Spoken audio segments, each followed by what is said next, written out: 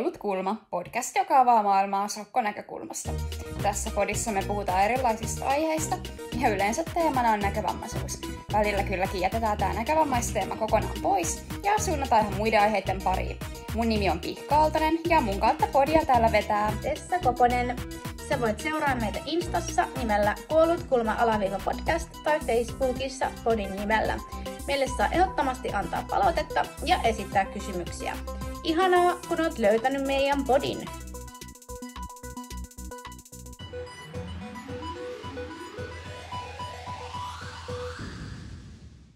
Tässä jaksossa me syvennytään korkeakouluopintoihin. Mitä kaikkea me ollaan huomattu korkeakouluopintojen aikana? Miltä saavutettavuusasiat on tuntunut siellä ollessa? Ollaanko mahdollisesti käyty opiskelijabileissä vaiko ei? Ollaanko saatu kavereita korkeakoulusta? Ja on siellä kaikkea muutakin höpötelty kyseisestä aiheesta.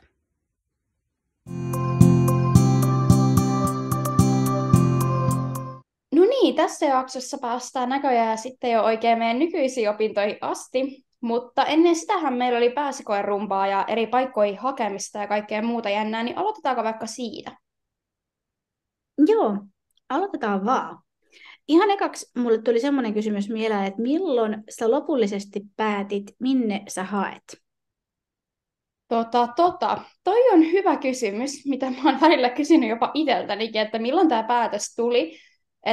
Mä muistan, että vielä lukiossa, mähän itse asiassa harkitsin jonkun aikaa yhteisöpedagogihommaa, mitä sä nyt teet, että se oli mulla mielessä, mutta sitten mä jotenkin olin silleen, että no ei se kuitenkaan sit mua kiinnostanut tarpeeksi, ja sitten kun, en mä tiedä, mä olin vaan silleen, että no mä tykkään kirjoittaa ja lukea, missä ammatissa voi kirjoittaa ja lukea, äikänopettajat varmaan, ja sitten mä vaan päätin, että okei, menen tonne.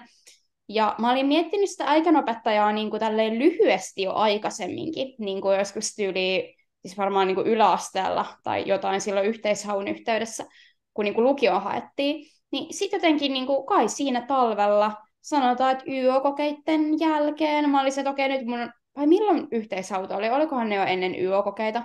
No anyway, siinä keväällä, kun ne piti täyttää, niin siinä ihan lähiaikoina sitten tein lopulliset päätökset, että mihin kaikkialle haen. Mitä sulla? Joo, mulla meni niin, että mähän siis mä halusin lukioaikana vähän vaikka mitä. Mun ensimmäinen versio oli psykoterapeuttia, sitten mä mietin, että sosiaalityöntekijä ja sitten mä mietin, että sosionomia. Sitten kaikista näistä vaihtoehdoista eniten ehkä elämään jäi se sosionomi loppujen lopuksi. Ja sitähän mä sitten yritin lähteä hakemaan. Mutta sitten kaiken näköisten vaiheiden jälkeen mennään niihin kohta. Mä päädyinkin tänne yhteisöpedagogiksi. Itse asiassa tämä yhteisöpedagogi oli siellä jossain kanssa niin kuin mun listalla, koska mä katoin ammatteja, missä saisi ihmisten kanssa tehdä töitä.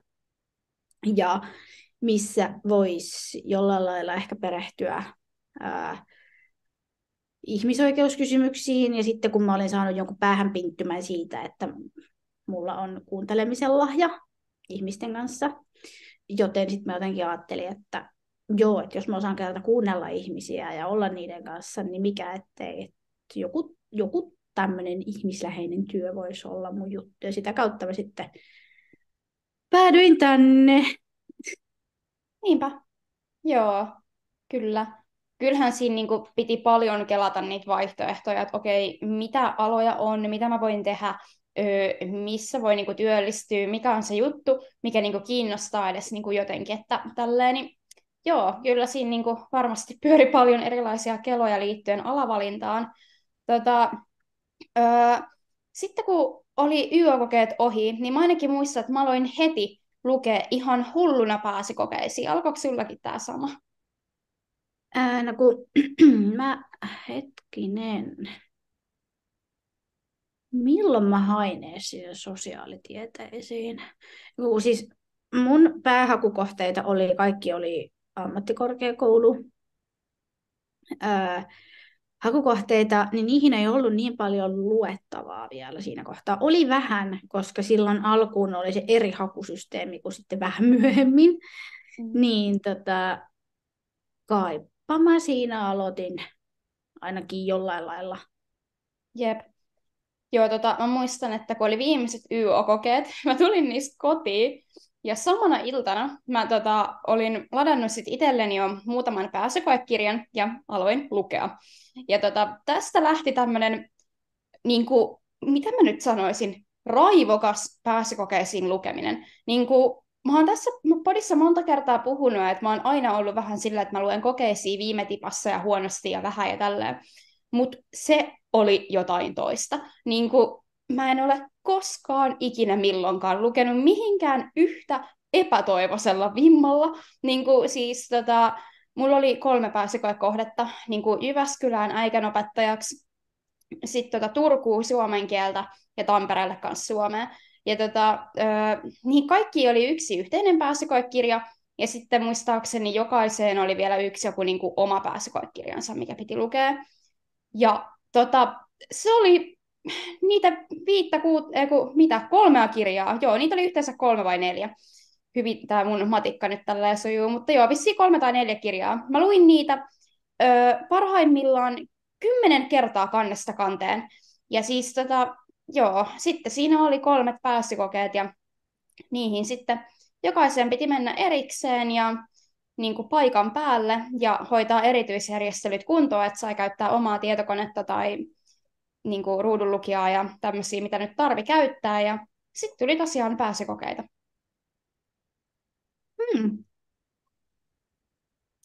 Kyllä, Mites sulla, menikö pääsykokeet hyvin? Tai niin kuin, että tuntuuko susta, niin kuin, että sä pystyit tekemään ne hyvin ja menikö kaikki järjestelyt putkeen? Järjestelyt meni aina putkeen, niin se ei ole ikinä ollut mitään ongelmaa, kun piti aina vaan hakea lisää aikaa suurin piirtein, kun ne AMK-kokeet tehtiin koneella joka tapauksessa. Mutta sitten, no siis, mähän hain 3 vuonna peräkkäin ennen kuin mä sitten pääsin sisään yhtään minnekään. Mutta. Ja sittenkin taisin päästä todistusvalinnalla. Joo. No mut sait paljon niinku kokemusta, että jos sä vielä tulevaisuudessa haet jonnekin, niin tavallaan niinku on sitten semmoinen ehkä niinku osaaminen tai niinku, en tiedä, joku mielenhallinnan taito noihin pääsykokeisiin, että tavallaan on aika niinku tuttuja, että sitten ei ehkä enää tavallaan samanlainen paniikki, tai en mä tiedä, onko väärässä, mutta voihan tuossa oikeasti olla paljonkin hyötyä, että on niinku kokenut paljon noita koetilanteita.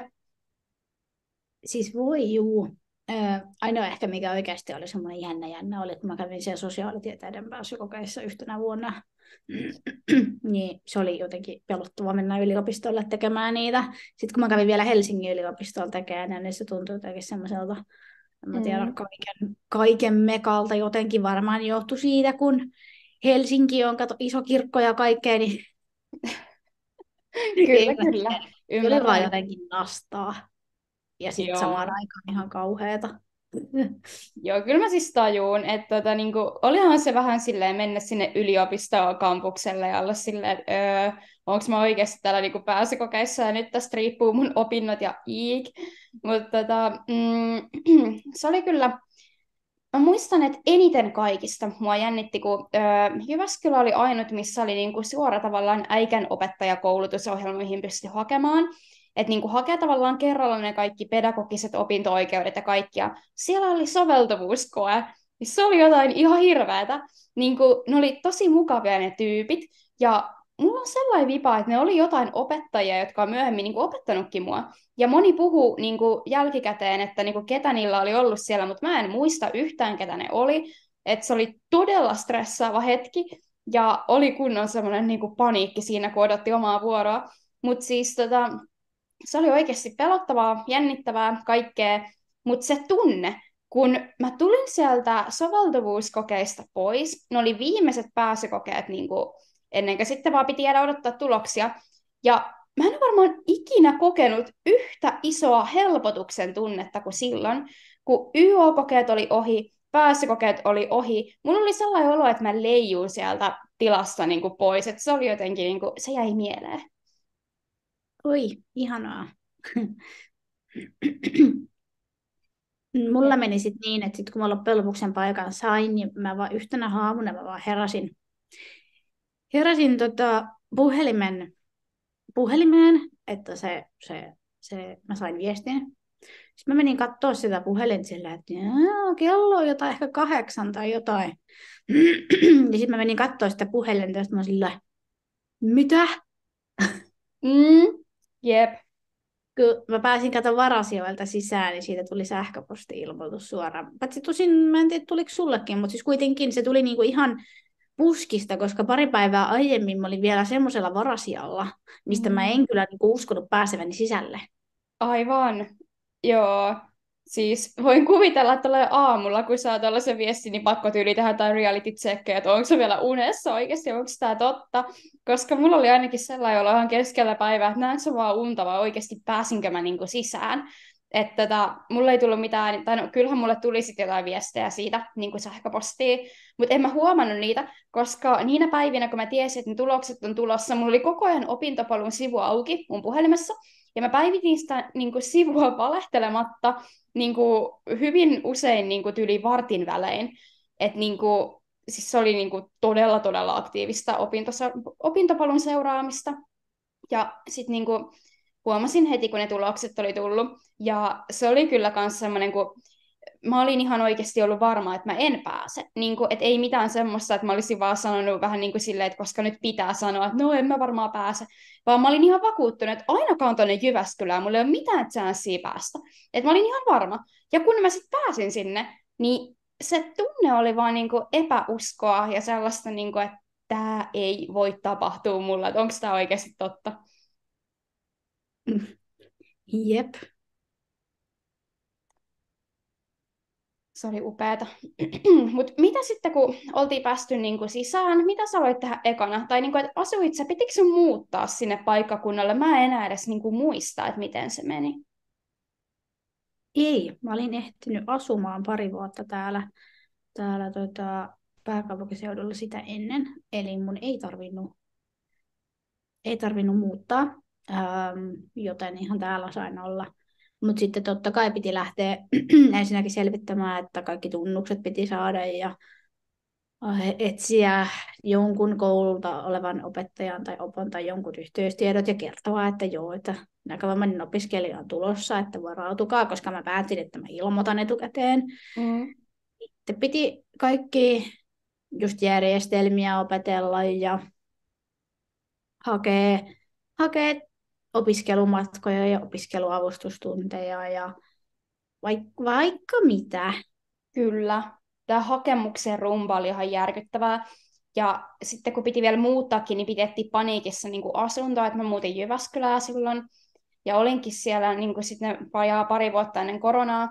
Ja siis se oli kunnon semmoinen, että niin kuin ekana päivänä, kun alkoi koulu, mä olin just edellisenä päivänä saanut muutettua kaikki kamat sisään. Ja mä muistan, että mun isä ehti näyttää mulle reitin, että mihin mun kannattaa mennä niin kuin odottamaan taksia, että ennen kuin mä ehdin opetella mitään bussireittejä tai muuta. Niin mä tiesin siellä kaupungissa tasan sen, mihin mun pitää kävellä, että mä pääsen huomenna kouluun. Ja se oli vähän outo tunne. Varmasti. Mulla oli kampus oli semmoisessa paikassa ensi alkuun, kun me oltiin tuolla Nurmijärvellä, about keskellä ei yhtään mitään, niin sinne ei niin kuin ollut vaihtoehtoja, kuin vaan mennä taksilla. Mm-hmm. Ja no, mä tiesin vähän enemmän mun kotiympäristöstä käsittääkseni kuin sinä siinä kohtaa. Totta. Joo, siis mä oon varmaan aikaisemminkin sanonut, mutta mähän oon niinku koko elämäni asunut tälleen niinku tosi maalla, että käytännössä en mä ollut hirveästi käyttänyt ikinä mitään paikallisliikennettä, nimittäin sitä nyt ei vaan täällä ole, eikä ole ikinä ollut eikä mitään, mutta sitten niinku, jotenkin se oli mulle ihan semmoinen, että ihanaa, jee, täällä liikkuu julkisia, ja kun meillä niinku yliopistolle pääsi hyvin niinku julkisilla, että se ei ollut silleen ongelma, Niin sit siinä ekalla viikolla, kun mulla oli niin kuin, ekan puolen vuoden ajan niin kuin avustaja mukana kuitenkin sit siinä, kun aloitin sitä koulua, niin sitten pyysin, että niin kuin hän nopea näyttää mulle ne bussireitit, niin sitten mä olin jotenkin ihan silleen taivaassa, kun mä tajusin, että mä niin oikeasti pääsen liikkumaan tällä bussilla, kun se oli jotenkin ihan silleen uusi jee-jee-juttu, niin joo, se oli kivaa. Kyllä. Ja varmaan säkin oot saanut jotain niin kuin, liikkumistaidon ohjausta, niin kuin, että ihan ammattilainen näyttänyt sulle niin kuin, reittejä ja paikkoja, niin kuin esimerkiksi kampuksella ja kaupungilla, vai miten sä opettelit? Joo, näytti kyllä. Meidän se osa, missä meidän opetus sitä valkeata taloa, missä me humakilaiset ollaan, se on käsittääkseni Kuuloliiton talo, niin Mm. se on aika pieni osa, missä me ollaan, mutta kyllä se sielläkin ainakin toi koira, niin kyllä se siellä saa mut välillä sekaisin, kun se ei suostu jotain asiaa näyttämään, mutta siis aiemmin silloin, kun ei ollut vielä koiraa, niin kyllä tuli ehkä semmoinen ihan kiitollinenkin olo, että se on aika pieni. Mm. Jep. Varsinkin, kun koronan jälkeen, mä pääsin kato just koronan jälkeen ää, kouluun, kun alkoi rajoitukset ja muut vähän hellittää. Me oltiin ihan lähiopetuksessa silloin, kun koulu alkoi, niin tuntui jotenkin niin kuin hirveän vaikealta taas olla ihmisten ilmoilla niin kuin muutenkin. Aivan. Totta. Vaikka Joo. samaan aikaan se oli ihanaa toki. No niin, niinpä. Mutta kyllä mä ymmärrän ton niinku fiiliksen, että kun on tavallaan sit niinku tottunut siihen, että on hirveän niinku itekseen vaan tekee, niin sitten yhtäkkiä kun on hirveästi ihmisiä. Että no mullahan alkoi 2018 syksyllä tämä koulu, niin mä vaan muistan, kun se liikkumistaidon ohjaajan kanssa sit siellä kierreltiin niitä niinku paikkoja läpi, ja no mehän ollaan levittäydytty vähän niinku ympäri kampuksia, että 3 kampuksella niinku, ainakin on ollut niinku 3 kampusalueella ja siellä vielä niinku eri rakennuksissa, että tosi paljon tuli niinku reittejä, ja tietenkään kaikkea me ei ehditty katsoa, että sitten loput meni niin kuin silleen, että ensimmäisenä kuukausina avustaja pystyi näyttämään ja sitten kun se jäi siitä pois, niin lopulta sitten piti niin kuin etsiä ja eksyä itse. Mutta niin oli paljon apua siitä, että se liikkumistaidon ohjaaja pystyi niin kuin näyttämään alustavasti niitä reittejä, että eihän niitä hirveän monta kertaa ehtinyt läpikulkea, nimittäin niitä oli niin paljon. Mutta tavallaan, että siinä niin kuin ekan kuukauden aikana hän ehti niin kuin näyttää mulle sen mun niin kuin asunnon lähiympäristön, missä on kaupat tämmöiset, miten pääsee bussille, miten keskustaan, koululle, eri kampuksille, näin. Ja sitten tavallaan itse sit pikkuhiljaa laajentelin elinpiiriäni niin kuin etsimällä esimerkiksi vaikka semmoisia kivoja kahviloita, missä tykkäsin käydä, tai etsimällä niin kuin reittiä kävellen sieltä mun kämpältä koululle ja kaikkea tämmöistä. Niin sitten tuli kyllä lopulta käveltyä siellä hirveän paljon, kun jotenkin mä oon aina tykännyt siitä, niin sitten kun oli mahdollista kävellä koululle, niin sekin oli mulle ihan semmoinen, että ihanaa, että on niin lyhyt matka, että voi kävellä. Kyllä. Tota, mitäs sitten, kun nämä koulut alkoi ja tälleen, niin ootko kohdannut hirveästi niin kuin ongelmia saavutettavuuden kanssa, tai niin kuin, että oliko jotenkin vaikeuksia opiskella tai pystyä tekemään samat asiat kuin muut, vai miten?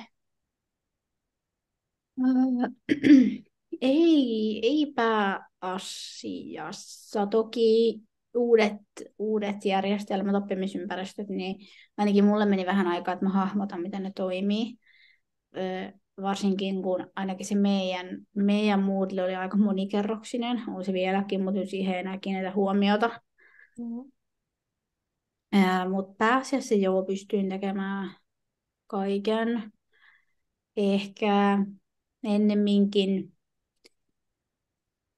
ongelmia tuotti niin kuin...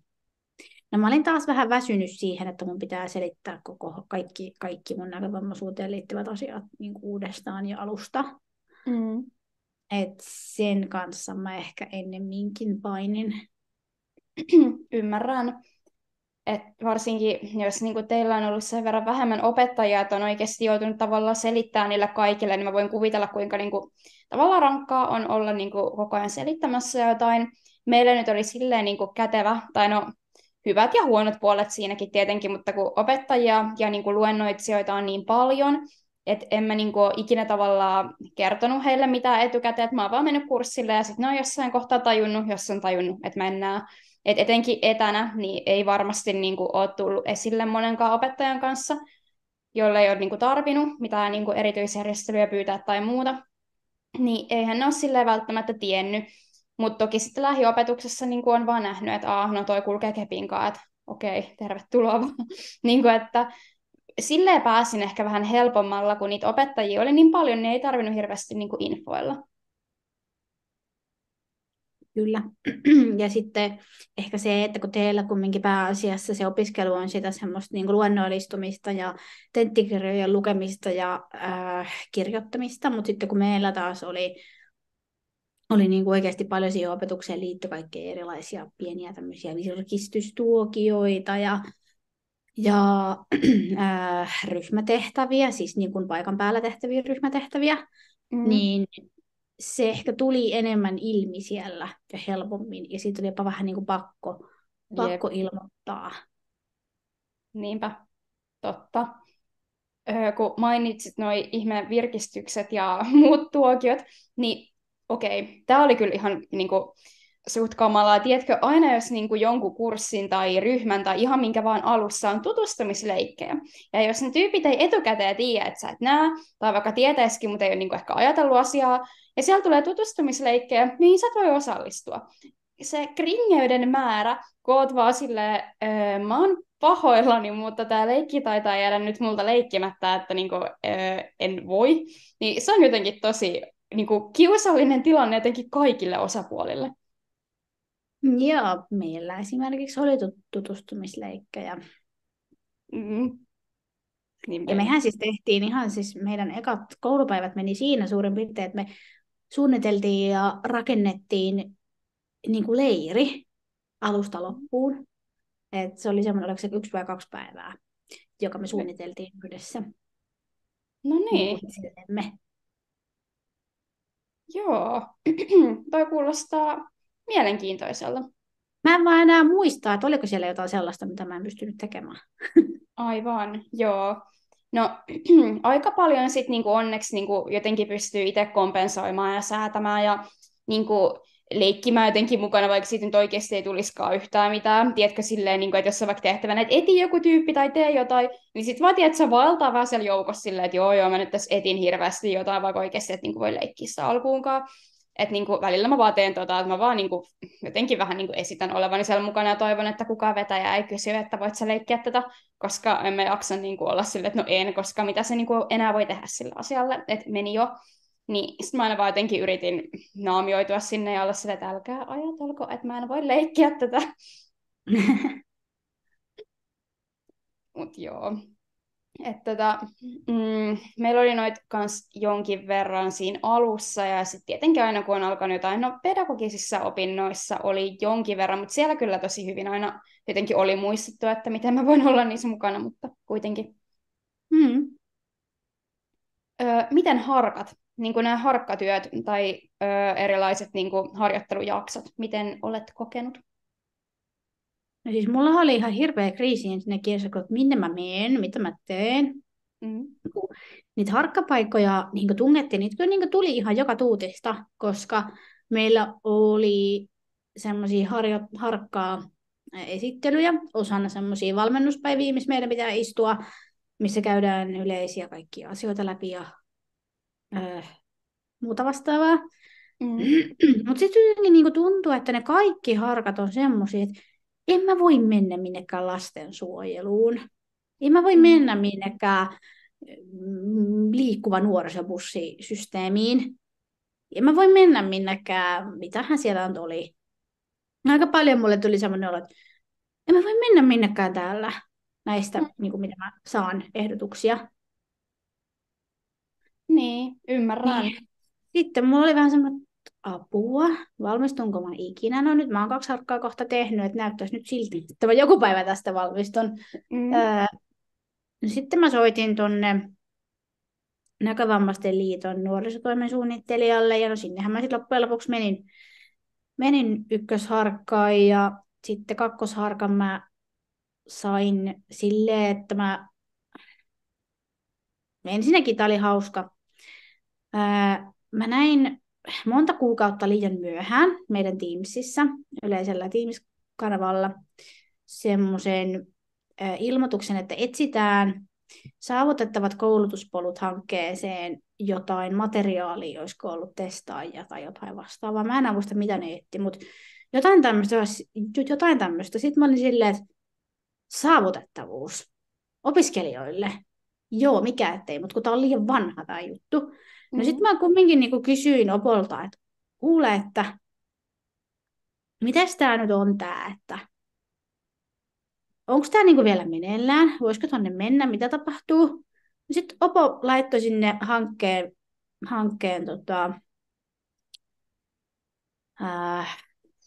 jollekin hankkeen päätyypille, kauheita kun mä oon siellä ollut töissä ja harjoittelussa ja mä en muista silti sitä titteliä, mutta kuitenkin, että voisikohan teille tulla vielä hankkeeseen. No mä kerkesin sinne sitten niin kuin viimeiseksi niin kuin, 23 helmikuussa mä aloitin ja sitten nyt elokuussa mä lopetin.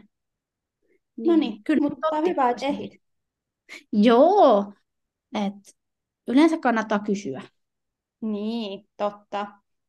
Ja nyt sitten 3. harkkaa mä menen todennäköisesti edelleenkin Näkövammaisten liitolle tuonne digitaalisen markkinoinnin ja viestinnän puolelle varainhankintatiimiin. Todennäköisesti, jos nyt kaikki menee niin kuin pitää. Ja senkin paikan mä sain silleen vaan, että mä olin aiemmin yhdessä heidän kampanjassa mukana. Ja nyt mä oon yhdessä toisessa heidän kampanjassa mukana. Ja sitten mä aloin siinä vaan pölöttää, kun me käytiin niitä kampanjajuttuja läpi, että pitäisi 3. harkkapaikka saada. Niin sit se vaan jotenkin niin kuin ajautui siihen, että no joo, että kun pitäisi tätä näkövammastietoisuutta lisätä ja TikTok on niin hyvä kanava tehdä kaikki juttuja ja videot on niin informatiivisia ja hyviä niin kuin kaikelle kansalle. Ja sitten me alettiin miettiä, että opinnollistetaanko me tätä mulle, että jos mä tuun tekemään niitä videoita vai mitä me tehdään. Niin sieltä se vaan sitten niinku ihan tietkö siis pienen heiton kautta tuli. Niinpä. Mutta hyvä kun tuli ja niinku, hyvä, että tulee lisää porukkaa TikTokiin tekemään jotain sisältöä. Että niinku, niitä on kyllä vielä hauska tehdä, että etenkin levittää infoa, niin ihanaa. Joo, ja sitten se, että kun niinku, se ainakin niin liitto on pikkuhiljaa laajentamassa just sitä digimarkkinoinnin ja tietoisuuden niin kuin, mikä se on, lisäämistä, niin TikTok on niin semmoinen otollinen alusta tuurellaan. Niin on, ja kun tavallaan se nyt on vaan valitettava fakta, että jos nyt oikeasti haluaa vaikka nuoria ihmisiä tavoittaa, niin kuin ei niitä tavoita Facebookissa, tai no toki niin kuin jotain ihmisiä joo, mutta tälleen niin kuin isoina massoina, niin eihän sitä niin kuin siis kun en mäkään seuraa NKL:n-sivua Facebookissa, niin miten sitten joku niin kuin ihan tavallaan ns. Mitenkään asiaan liittymätön ihminen saisi vaikka jotain lisätietoa niin kuin elämäänsä siitä? Sepä se. Ja sitten se just, että kun TikTokiin pystyy tekemään sellaisia lyhyitä pläjäyksiä, niin niitä saa ihmiset katsoa. Joo, ja vähän komediaa lisää sinne. Paljon yrityksiäkin on tuolla TikTokissa nykyään, niin mikä ettei. Se voisi kuule iskeäkin. Siis joo, ja sitten kun heittää vähän sopivasti komediaa videoihin, niin ihmisillä on hauskaa, niin tieto jotenkin uppoaa niin kuin, tai jää mieleen paremmin. Mutta ihanaa, että olet niin kuin löytänyt tuon harkkapaikan. Ja voin kuvitella, että niiden etsiminen on ollut vähän niin kuin silleen, ehkä vaikeaa tai stressaavaa, niin kuin nyt kerroitkin. Että meillä oli silleen helpompaa, että kun kaikki opettajat meni periaatteessa Norssille, eli normaali koulu, normaali lukio, mitkä oli siinä niin kuin yliopiston vieressä, niin sinne tekemään. Ja siellä mäkin tein, ja sitten oli vielä soveltava harkka, mihin piti etsiä oma paikka, ja sitten tulin tekemään sen Hartolaan niin kuin tähän kouluun, missä on niin kuin itsekin käynyt aikanaan. Niin tein sitten sen siinä. Ja oli kyllä, siis se oli hauskaa. Mä tykkäsin olla harkassa, kun pääsin tekemään käytännössä töitä, mutta se oli vaan juurikin tätä, mitä mä nyt olen aikaisemminkin jo puhunut, tätä bussilla edestakaisin menemistä koiran takia, niin oli erittäin niin kuin rankka vuosi, mutta se oli hieno vuosi kuitenkin. Joo, mulla oli helppo, kun varsinkin se kakkosharkka, just se saavutettavat koulutuspolut ja oikeus oppia hanke, niin se oli kokonaan verkkovälitteinen hanke tai pääasiassa, Mm. niin siinä sai istua kotona. Aivan, aivan. No toi on kyllä hyvä. Siis silleen, niin kuin, että no aluksi mulla oli oikeasti aika helppoa, kun mulla oli niin kuin, silloin kun mä aloitin harkan, niin ne harkkaohjaajat oli silleen, että niinku, kannattaa ehkä ottaa avustaja mukaan tähän, kun mulla ei sit niinku siinä kohtaa ollut. Mä olin se, että okei, että selvä juttu. Ja mä etin silloin siihen niinku avustajan, ja hän olikin siinä niinku syksyllä, mutta sitten hän joutui niinku lopettamaan niinku ne hommat, ja jäin sitten tekemään itsekseni sitä harkkaa, ja sitten mä niinku kysyin, että onko mun pakko enää etsiä toista avustajaa, kun mä jotenkin siis koin ja koen edelleen jotenkin hirveän ehkä sille ylimääräisenä tai stressaavana kaikki se paperisota niin kuin etsiä sitä avustajaa ja tehdä niitä ihmissopimuksia ja lähetellä tuntilistoja ja kaikkea. Mä olin vaan silleen, että tässä kohtaa mä en vaan niin kuin enää mitenkään jaksaisi sitä, että mä mieluummin sit niin kuin säädän yksin, kun niin kuin enää alan säätää niin kuin avustajan kanssa tai etsimään sitä. Ja sitten kun tämä oli ok, että mun ei tarvitse etsiä avustajaa, niin sitten se loppuaika tein niinku yksin ja ei siinä mitään, mutta kun joka päivä, kun oli harkkaa, niin piti tosiaan ensin ajaa taksilla ja bussilla tyyli yhteensä 1,5 tuntia ja kävellä joku 0,5 tuntia sinne koululle ja sitten siellä olla se niin kuin koko päivä ja sitten toi sama rumpa takaisin kotiin, niin sitten jossain kohtaa oli vähän sellainen olo, että niin kuin, et jos tätä jatkuu vielä viikkokin, niin menee henki ja elämä, mutta sitten se loppuu ja sitten pystyy taas niin kuin nukkumaan. Joo, mä muistan, kun me yhdessä laskettiin niitä päiviä, milloin sun harkka loppuu. Siis joo, että kun niinku, oli totta kai täällä, niinku, kun silloin mä en enää asunut Jyväskylässä, oli pakko se koira hoitaa, niin sitten kun se kello soi 3 ja on nukahtanut yli 11 aikaa, kun on saanut diat tehtyä seuraavalle päivälle ja sitten on yli 4 tuntia aikaa nukkua, niin siis se oli oikeasti aika karmeata. Mutta no, en mä tiedä, kai se sitten, siis no, opetti ainakin toimimaan vähällä unella tai jotain, mutta niinku, joo. Joo, ja opetti ehkä sen, että pidemmän päälle ei kannata. Joo, sen se kyllä opetti. Et välillä oikeasti vaan muistan ne aamun hetket, kun herää sille 3:00 ja on just semmoinen olo, että olisi niinku just jäänyt jonkun tyli jyrän alle ja just semmoinen olo, että onko mä kipeänä, en, pelkästään vaan väsyttää. Niin kyllä niinku ihmiset, älkää tehkö silleen niinku pidemmän päälle, että se ei ole kovin terveellistä. Ei, ei ole. Muut ei siinä mitään, sitten mä vaan niinku, sillä voimalla menin ne kuukaudet, että kohtaa loppuu ja sitten mä rupesin etsimään siinä toista koiraa, sillolle kaveria, niin sitten sekin tavallaan toista motia siihen hommaan, että jee, että kohta tulee koiranpentu ja kaikkea, niin kyllä se sitten siitä meni. Ihana. Jep. Joo, eli harkat on ja saavutettavuudet on tässä nyt niin kuin juteltu. Mitä muuta sulle tulee mieleen korkeakouluelämästä, niin kuin, että kuin helpoksi sä oot jotenkin kokenut tavallaan olla osana sitä niin kuin sokkona? Onko se vaatinut jotenkin hirveästi ylimääräistä vai niin kuin, onko se vaan mennyt siinä niin kuin, silleen, omalla painolla? Mm. Joo, hyvä kysymys.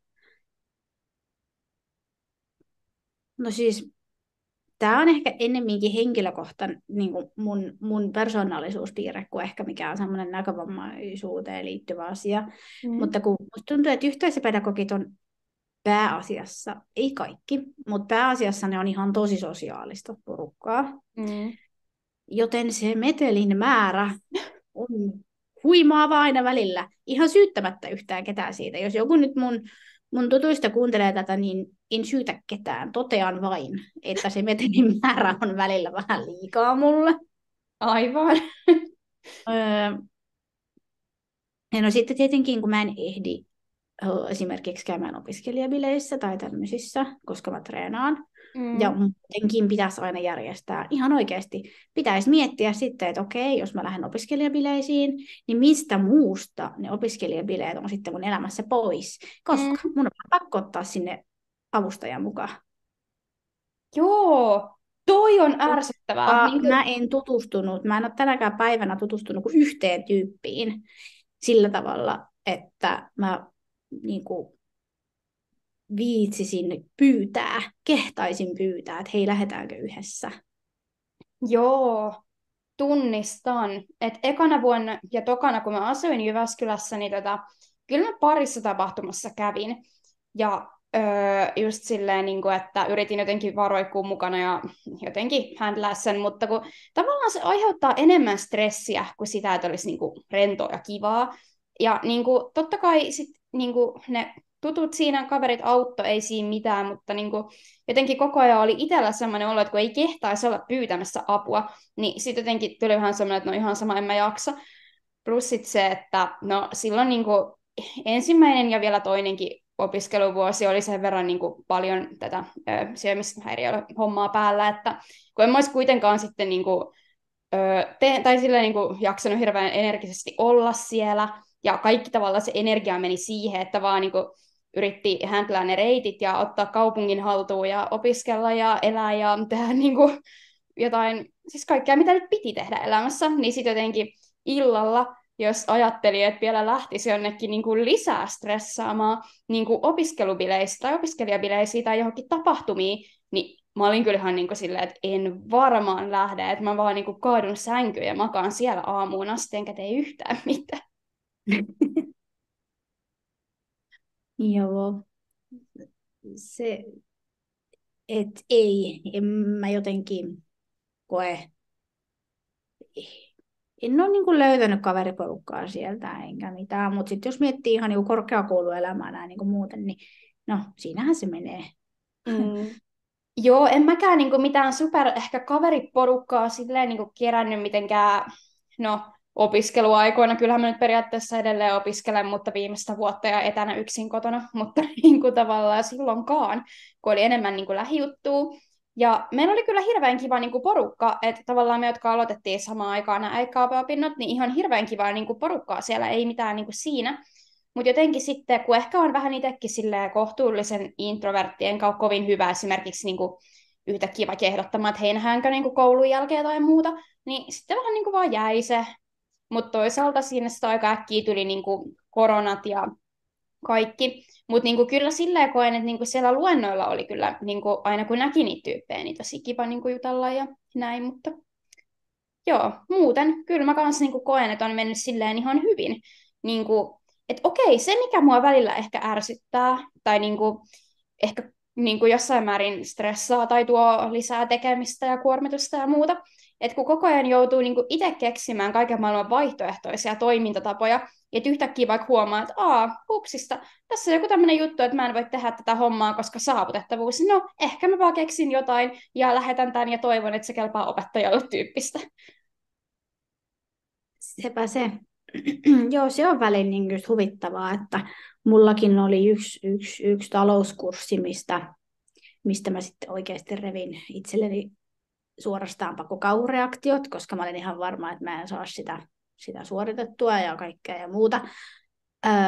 Niin sitten multa kysyttiin, että no mitä sä toivoisit, että tämän asian kanssa tehdään? Mitä sä toivoisit, kuinka tämä asia, niin kuin, kuinka tämä kurssi tehdään? Jep. Mistä minä tiedän, kun mä en ymmärrä aiheesta hölkäsen pöläystä? Joo, tämä nimenomaan. Että niinku, välillä kun tuntuu, että siis ne opettajat kyllä ihan oikeasti niinku, tosi hyvin tulee vastaan ja ideoi niinku, välillä just, että miten voisi tehdä ja tälleen. Mutta kun esimerkiksi mulla on käynyt muutaman kerran niin, että mulla on ollut niinku, tentti tulossa ja siihen on ollut tietyt kirjat. Ja sitten mä oon vaan tajunnut, että niitä ei ole. Niin rupeapa siinä sitten miettimään, että mitenköhän mä nyt niinku, teen tämän, kun mä en saa näitä kirjoja mistään. Ja no meillähän on silleen, että me periaatteessa voidaan kyllä hakea, että niinku tämä Celia-kirjasto niinku tuottaa meille kirjoja, mitkä ei ole saavutettavia, mutta ne pitää tietää 3 kuukautta etukäteen. Ja ainakin mun opiskelu on sen verran hektistä, että en mä tiedä, mitä mä tuun tekemään 3 kuukauden päästä niinku välttämättä. Niin en mä nyt haluaisi tilata niinku huvikseni jotain random kirjoja, mitä mä en ehkä tarviikaan. Niin sen takia tää on jotenkin niin semmoista, niinku, aloitat kurssin ja sitten oot silleen, että onkohan mulla materiaaleja. Ai no eipä ollut. No mäpä sitten etin jotain muuta ja rupean kyselemään opettajalta, kelpaako nämä ja nämä kirjat ja selitän, miksi mulla ei ole kirjoja. Ja niinku, tällaista ihmeellistä niinku, ylimääräistä niinku, tiedonhankintaa ja materiaalien etsintää, niin siihen välillä meinaa vähän kyllästyä. Joo, ja sitten just se, että okei, se on niinku tosi kiva. Siis niinku mä ymmärrän ajatuksen siitä, että annetaan itselle mahdollisuus rakentaa se asia niin, että sä pystyt sen tekemään. Mm. Mutta tyhjästä on vähän paha nyhjästä mun mielestä. Joo, mun lemppari oli oikeasti kyllä välillä, kun on ollut tämmöisiä tilanteita, että mä oon tajunnut, että mulla ei ole yhtä ainutta kurssikirjaa. Että on ollut yli 3 kirjaa, mitkä pitää lukea pakollisena.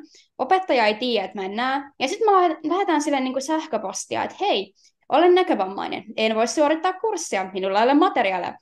Katsoin vaihtoehtoisia kirjoja. Käykö tämä tai tämä, niin kuin tyyliin 1 000 000 vaihtoehtoa. Ja sitten se opettaja niin on silleen, että no joo, et käy, ja tyyli ruksii sieltä ne, mitkä käy.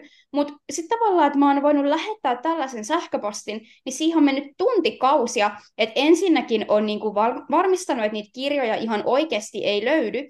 On pitänyt käydä läpi ties mitä e-kirjavarastoja ja kirjastoja ja vaikka mitä. Ja sitten lähtee etsimään vielä näitä ylimääräisiä kirjoja, niin siinä kohtaa on välillä semmoinen, niin että please, mä en jaksa olla mikään ihme niin kuin henkilökohtaisen opiskelusuunnittelija tai niin kuin etsiä jotain kirjallisuutta, mistä mä en edes tiedä, kelpaako tämä. Ja tämä on vähän niin kuin syvältä välillä.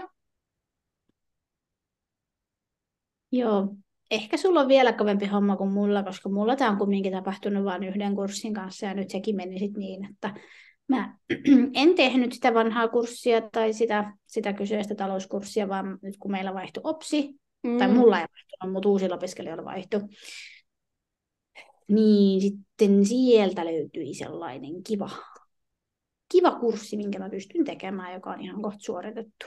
No hyvä, onneksi. Joo, ja sitten nämä epäsaavutettavat materiaalit.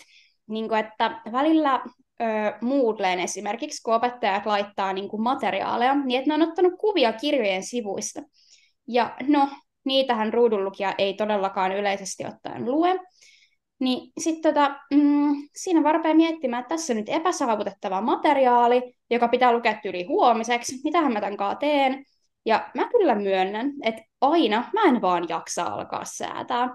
Että kyllä ne opettajat varmaan niinku, tavallaan olisi ihan silleen, niinku, että okei, että hei, katsotaan uusi materiaali ja niinku, mietitään asiaa. Mutta kun mä en vaan aina jaksa niinku, alkaa säätää, niin välillä myönnän, että mä oon yksinkertaisesti ollut vaan silleen, että joo, luettu on. Ja mennyt niinku, tyyli sillä, että mä oon ottanut pari näyttökuvaa ja syöttänyt ne johonkin tekstin tunnistukseen ja vähän edes saanut ideaa, mitä puhutaan siinä materiaalissa ja ollut silleen tyytyväinen tällä. Joo, kyllä. Ai niin, näistä epäsaavutettavista materiaaleista tuli mieleen. Mä eilen tein just tätä kyseistä talouskurssin korvaajakurssia. Ja siellä oli upotettu sinne, niin kuin Moodleen oli upotettu. Sä tiedät niitä semmoisia kehyksiä, missä on aina kaikkea videoita ja kaikkea. Mm-hmm. Niin sinne oli upotettu, mä oletan, että se on Google Slidesin joku systeemi, mitä ne on upotettu sinne. Mutta tiedätkö mitä? Osa niistä toimi, mutta sitten osa ei. Joo, perus. Ja mä en ymmärrä, mikä se siinä miksi osa toimii ja osa ei, kun siinä oli semmoisia erilaisia osioita, missä jokaisessa oli semmoinen slaidsi upotettu sinne. Siinä olisiko siinä ollut 12 slaidia tai 10 tai milloin mitäkin. Niin mä en ymmärrä, miksi osa niistä toimii ihan hyvin, siis koko se sarja toimii oikein nätisti, sitten osassa ei toiminut ollenkaan. Mikä niistä on? Miksi? Niin, en kanssa ymmärrä. Niin sitten kun ei kaikesta jaksa valittaa, että mulla on välillä tullut joku tämmöinen, että joku opettaja on jälkikäteen tajunnut tyyli, että mä en näe ja tullut silleen, että hei apua, että sähän et saanut kerran yhdellä dialla jotain kuvaa varmaan yhtään kiinni, että mitä siinä oli, että miksi et sä sanonut mitään, ja mä oon silleen, sorry, en mä edes ajatellut asiaa. Tavallaan, että no, jos nyt lähdetään siitä, että esim. Zoomissa, kun ihmiset jakaa näyttöä ja näyttää dioja, mehän ei nähdä niistä yhtään mitään. Että tavallaan tuollaisia epäsaavutettavia juttuja tulee niin paljon koko ajan, että mä en simpli jaksa sanoa mitään. Ja kun mä kuitenkin opin ne asiat sillä, että mä kuulen, mitä ne tyypit puhuu, että ei mua silleen rehellisesti hirveästi kiinnosta, että näenkö mä jotain kuvaa vai en, että I don't care, niin en mä sit jaksa olla koko ajan silleen, että hei, että mitä mä teen, että kun ei taas saavutettava. Niin sitten välillä se on jotenkin niin outo hetki, kun joku opettaja onkin ihan silleen, että apua, mutta tämähän ei ollut saavutettavaa. Ja mä oon ollut silleen, että niin, että no ei oo, mutta ei ole kyllä moni muukaan asia, että antaa olla. Joo, sepä se tai sitten tämä, että jos ihmiset olisi silleen, että no ottakaapas toi linkki tuolta jaetulta näytöltä, että otatte siitä ja sitten meette. Mä silleen, no joo, todellakin otan. Jep. Niin kuin, Mä olin onneksi siellä saavutettavat koulutuspalvelut hankkeella, niin siellä mä sain kerrankin elämässäni, kun ne siis ihan pyysi kai jossain kohtaa ihan, että sano, jos näissä meidän työpajoissa on jotain, muistelisin näin, että sanoivat, koska mä siellä sain sitten sanoa ääneen sen, että oikeasti, että nämä jaetut näytöt, nämä ei toimi. mm, Että jos on linkkejä ja muuta, niin hyvät ihmiset, laittakaa se sinne chattiin. jep. Ja sitten vielä, kun yrität kuunnella ruudunlukijaa yhtä aikaa, kun yrität kuunnella sitä niin kuin opettajaa, ja kun välillä ne linkit ei edes niin kuin toimi, tai ne, mihin ne johtaa, on niin epäsaavutettavia, että ne ei toimi, niin mä kyllä välillä teen ihan sitä, kun porukkaa silleen, että ja avatkaa toi linkki ja menkää sinne jonnekin täyttämään jotain ja kirjoittelemaan näkemyksiä tai jotain, niin mä oon vaan heti silleen, että juu, en. Kun en niin kuin, ei vaan jaksa tavallaan tapella sen saavutettavuuden kanssa, että mieluummin keskittyy siihen, mitä tehdään, ja se alkaa niin kuin epätoivoisesti niin kuin tapella niiden ohjelmien ja sivujen kanssa ja niin kuin tekniikan kanssa, että niin kuin, ihan sama. Kyllä. Ai niin, tiedätkö Padletin? Oon mä kuullut siitä. Mun mielestä toi on taas sitä kategoriaa, että mä oon aina vaan, kun joku sanoo, että menkää sinne, niin että okei, ignore, mutta joo. Padlet on itse asiassa ihan kiva yleensä. Se on aika lailla saavutettava. Okay. Paitsi, että eilen mä törmäsin Padlettiin, josta mä en ole varma, onko se vai tyhjä, että sinne ei ole kukaan kirjoittanut mitään, vai onko se vain epäsaavutettava. Niin tämä en sitten tiedä, että millä se on epäsaavutettavaksi saatu, jos se on silleen. Joo, no hyvä tietää, että se on saavutettava, kun mä oon jotenkin aina ollut vaan silleen, että juu, kiva juttu, ihan sama, en jaksa edes avata tätä linkkiä, kun ne yleensä on jotain Zoom-linkkejä. Niin... Joo, no se toimii, Jamboardi ei toimi ja sitten mikä se on. Joku vielä semmoinen, niin ei toimi. Semmoinen joo, niinpä. Mutta siis joo, nämä on aina hauskoja, kun sä menet silleen, okei, tossa on linkki. Mm-hmm. Mitähän mä löydän tämän linkin takaa? Vai löydänkö yhtään mitään? Joo. Ihan paras oli yhdellä opintojaksolla semmoinen, piti etsiä innovaatio. Ja voi pahoittelut opettaja, mikäli tämä päätyy sinun korviisi, minä aion keskustella tästä myöskin sinun kanssasi hyvässä hengessä. Mm-hmm. Mutta innovaatioiden etsinnän innoittamiseksi meillä oli annettu sarjakuvakirja. Että katsokaapa tuosta linkistä. Ei! Ja mä kävin vielä urhoollisesti katsomassa, että olisiko täällä tyyliin vaikka jotain tekstejä esimerkiksi, mistä mä niin kuin voisin saada jotain inspiraatiota, mutta mitään ei löytynyt millään laitteella. Joo, toi on niinku motivaation floppaushetki, kun vaan tajuut, että ihan sama mikään ei toimi. Ja mulle tulee aina siinä kohtaa vaan sellainen olo, että koneen kansi kiinni ja mä vaan niinku haluan unohtaa, että mä oon opiskelemassa. Et kun niinku, sitten kun tiedät, että ainut, joka voi tehdä tälle asialle jotain, on tyyliin itse, tai sitten on käytävä jotain ihme neuvotteluja jonkun opettajan kanssa ja säädettävä, niin se on kyllä aika uuvuttavaa välillä. Joo. Siinä vaiheessa minusta tuntui niin sieltä, että ihan sama. Jep. Itse asiassa kyseinen kurssi odottaa edelleen edistämistään. Voi ei. Siis tulee vähän mieleen, kun mulla on sivuaineena historia, ja kerran siinä oli tosiaan tämmöinen tehtävä, niin kuin etäkurssi, itsenäinen kurssi, että opettaja ei todellakaan tiennyt, että niin kuin mitään muu olemassaolosta eikä mitään. Ja siellä oli tehtävä, että analysoi kuvaa lähteenä, niin myönnän, että mä olin vaan mun tyyliin siskolle silleen, että okei, kerro about, mitä tässä kuvassa on. Sitten se niin kertoi muutamalla lausella, mitä siinä on.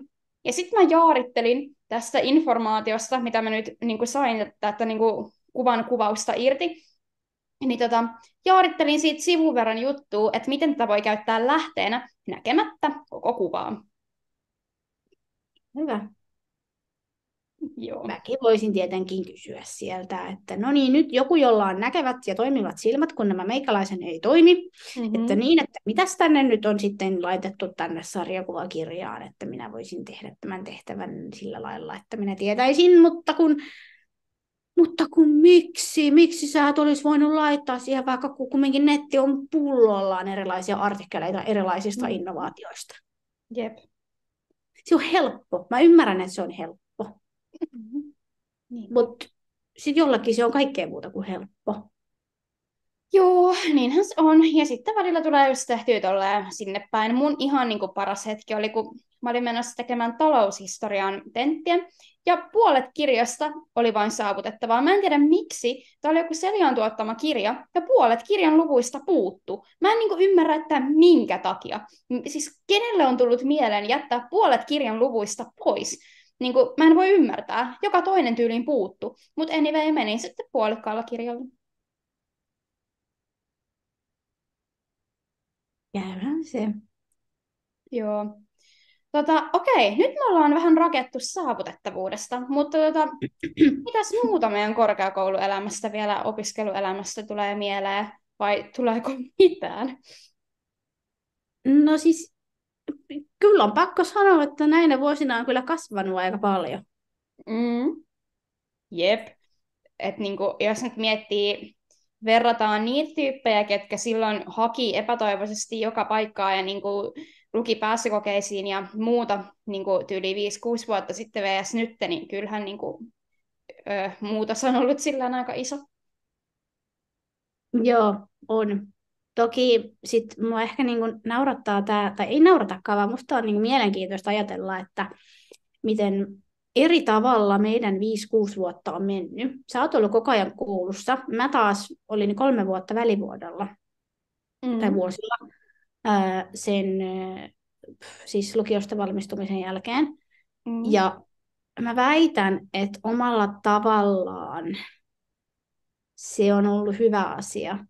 Siinä mielessä, että on ehtinyt itsenäistymään, on ehtinyt pysähtymään, on ehtinyt saamaan elämänsä jonkunnäköiseen järjestykseen siihen mennessä, kunnes sitten sinne kouluun lähti, kun mullakin tosiaan oli silloin näiden vuosien aikana meneillään vähän kaiken näköistä henkilökohtaista systeemiä, niin tavallaan näin jälkikäteen mietittynä mulle se oli hyvä, että mä pääsin kouluun vasta myöhemmin, vaikkakin välillä se raasto niin syvältä katsoa, kun toiset opiskelee, ja mä vaan näennäisesti istun kotona. Mä ymmärrän ton. Että niinku, sanotaan näin, että toi oli varmasti niinku tosi hyvä, kuten niinku sanoitkin tuossa kohtaa, että kun on niinku tavallaan niin eri elämäntilanteita. Mä taas niinku koen, että mulla oli ehkä nimenomaan pelastus se, että mä niinku pääsin heti sinne kouluun, koska tavallaan ne kuukaudet, mitä mä vaan niinku olin periaatteessa yksin himassa ja luin pääsykokeisiin ja tiesin mihin kokeisiin ja odotin tuloksia ja muuta, niin siis se oli niinku jotenkin tosi hirveätä. Tai siis silleen niinku, mulla on sellainen olo, että mun niinku aivot oli ihan silleen, niinku, että mitä mä teen, mitä mä luen, mitä täällä tapahtuu. Ja sitten mä ehkä jotenkin jaan itse mun niinku opiskeluajan kahtia niinku aika ennen koronaa ja ennen koiria ja aika niinku koronan niinku alettua ja sen jälkeen, kun oli saanut niinku ekan koiran. Kyllä, ja sitten just se varsinkin, kun niitä eläimiä on aina molemmilla meillä ollut, niin sitten kun niitä ei ollutkaan, niin se oikeasti raastaa. Mullakinhan siis, mä menin äidille ihan välillä vaan sen takia, että jes, siellä on koiria. Siis totta kai mä halusin nähdä äitiäkin, mutta joka ikinen kerta, kun mä lähdin vaikka sieltä äidiltä pois, niin siis mun sielua ja sydäntä raasto No niin. jättää ne koirat sinne, kun mä tiesin, että kotona mulla ei ole, siis mun omassa kodissa, mulla ei ole koiraa. Että vaikka elämä niin kuin muuten kulki ja meni ja oli, niin kyllä mä niin kuin nyt voin sanoa, että elämä on paljon parempaa kuin on koira, vaikka se aikaa viekin. Ja ihan varmasti se oli sullekin semmoinen oikeasti niin kuin raastavaa, kun niitä eläimiä ei ollut. Siis joo, ja tavallaan sitten ei ollut mitään niinku, ei ole tavallaan mitään niinku syytä vaikka lähteä aamulla lenkille tai tehdä niinku mitään semmoista tavallaan niinku päivärutiinia tai mitään. Niin sitten jotenkin tuntuu, että se on vaan semmoista random ajelehtimistä päivästä toiseen, ja sitten vaan yrität riipeä jotenkin jostain jotain opintopisteitä kasaan, ja jotenkin vaan niinku päivästä toiseen, viikosta toiseen, silleen ihan sama. Mutta sitten niinku, heti kun tavallaan oli se, niinku, jotenkin muistan sen, että 2020 kesällä, kun oli ollut tätä koronaa, ja sitten kun mä niinku lopulta päätin, että okei, nyt on se aika, kun mä voin hankkia sen pennun, että niinku nyt on se hetki. Niin jotenkin tavallaan heti tuli semmoinen niin kuin paljon selkeämpi niin kuin fiilis silleen, että okei, mulla on päämäärä, okei, nyt mulla on tämä pentu, okei, nyt mulla on niin kuin oikeasti tavallaan niin kuin vastuu siitä ja niin kuin mun pitää tehdä hemmetisti asioita päivittäin, että sillä on kivaa ja että se voi hyvin ja niin kuin, tavallaan, että ne koirat on nimenomaan se juttu ja eläimet yleensäkin, mikä niin kuin oikeasti niin kuin mulla tuo siihen elämään sen niin kuin sisällön paljon niin kuin paremmin ja eri tavalla kuin mikään opiskelu tai mikään muu harrastus tai niin kuin yhtään mikään. Että tavallaan ne on vaan se juttu, mikä tekee elämästä kivaa. Sepä se. Just näin. Jep. Mut miten me ollaan taas ajauduttu koiriin? Kertooko tämä siitä, että me ollaan ruvettu käsittelemään meidän opiskeluelämä niin kuin loppuun? Ehkä se näyttää siltä, koska en mä tiedä, mitä siitä nyt on kerrottavaa. Opiskelut kulkee tai ei kulje. Mm-hmm. Se vaihtelee päivittäin, se vaihtelee hetkittäin, kulkeeko ne vai eikö ne kulje. Jep. Yleensä mulla ne kulkee silleen sysäyksittäin. Joo, sama. Välillä istuu koneelle ja sitten hakkaa jonkun esseen niin kuin ihan hulluna valmiiksi. Sitten on taas monta päivää, että mikään ei etene yhtään mihinkään. Ja sitten taas. Kyllä. Mutta me ollaan nyt käyty meidän opiskelusarjassamme läpi niin kuin peruskoulu, lukio, nämä nykyiset opinnot ja kaikki. Niin se on varmaan sellainen juttu, että seuraavassa niin kuin siirrytään taas johonkin ihan muuhun aiheeseen. Että sitten seuraavan jakson parissa päästään johonkin uuteen juttuun taas. Kyllä. Jotain uutta hauskaa me keksitään nyt, kun ollaan päästy näistä opiskeluista eroon. Kyllä, nimenomaan. Mutta nähdään sitten taas tulevan jakson parissa, että siihen asti niin hei hei! Nähdään seuraavassa jaksossa. Moikka!